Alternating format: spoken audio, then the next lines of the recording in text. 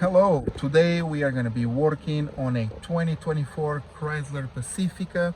We are working on resetting the oil life button. So here, very simply, just push your button here to your on position. It says run.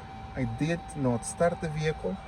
On your menu here, we are going to use your left hand buttons here.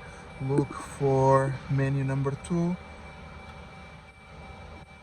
Where you find vehicle information, scroll to your right using these dials again. Here we are going to be looking for oil life.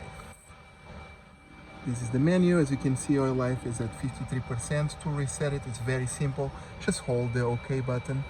Again, this vehicle needs to be on run without starting the car. Once you do that, it resets, and that's it. I hope this video helped you. If you have questions, leave it on the comments. Please like and subscribe the channel. Thank you and have a good day.